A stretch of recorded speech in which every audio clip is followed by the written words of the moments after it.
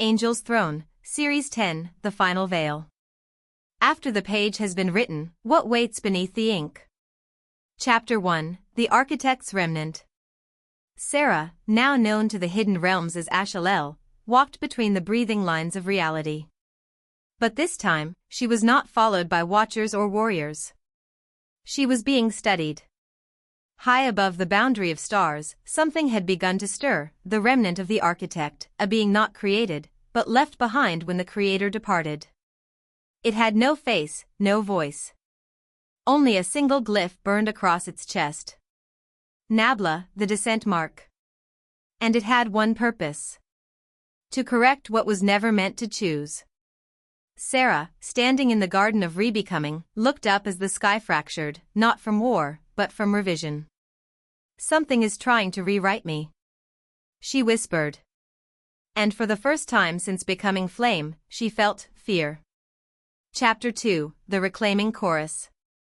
The archangels reconvened, but not as soldiers. They came as witnesses to something that should not have returned. Gabriel saw it first.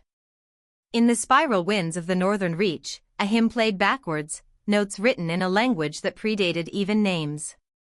The reclaiming chorus had begun. It was an old failsafe embedded in the universe.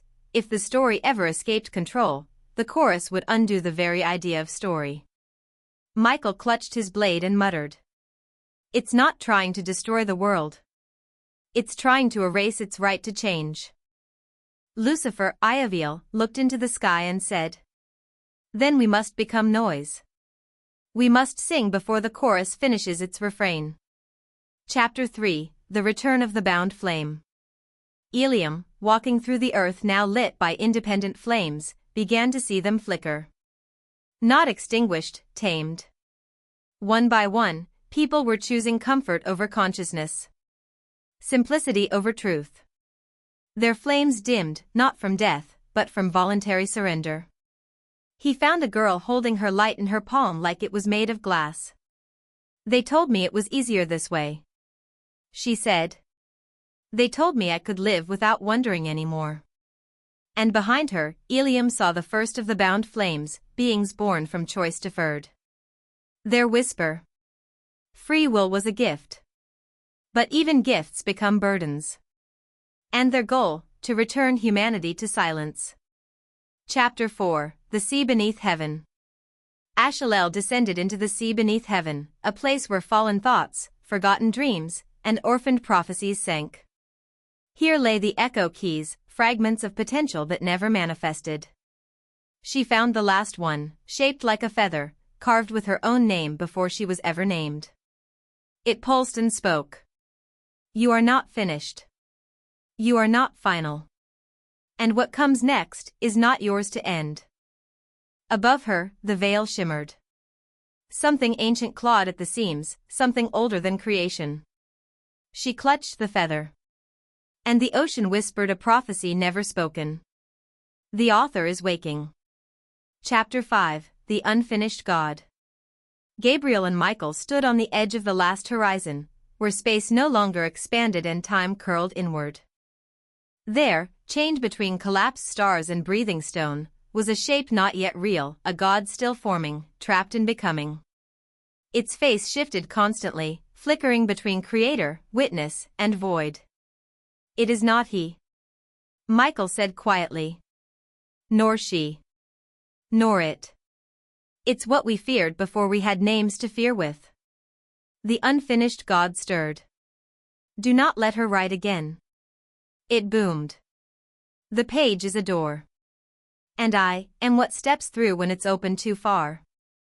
Gabriel stepped forward. What are you? The answer came not in words, but in a crack that split reality. A glitch in divinity. And then, from the fracture, it whispered. I am the result of every unfinished prayer. Chapter 6, The Echo Keys Awaken. In the sea beneath heaven, Ashal'el held the feather, the echo key shaped by forgotten truths. And across the worlds, others began to stir. One in a blind painter's studio. Another beneath a grave where no one was buried. A third in the melody of a song never sung aloud.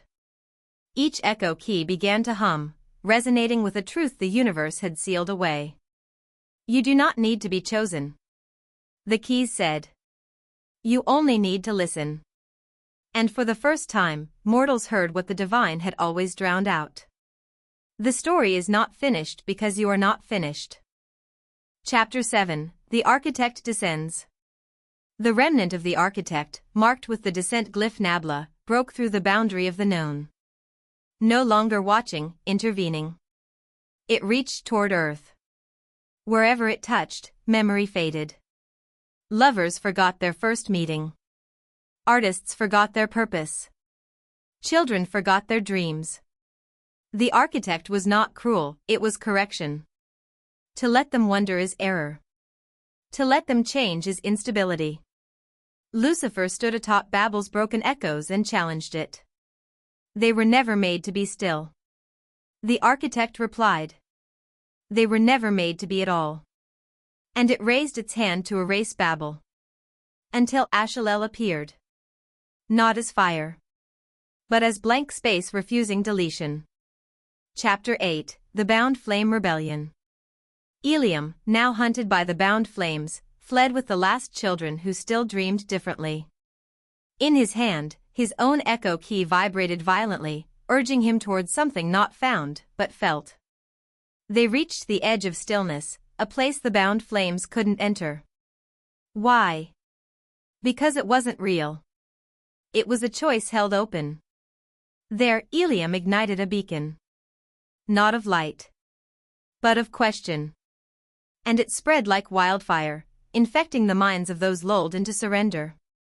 What if the gift wasn't the fire, but the right to burn it however we chose? Chapter 9, The Final Ink. Back in the spiral library, the last sealed tome trembled. It bore no name.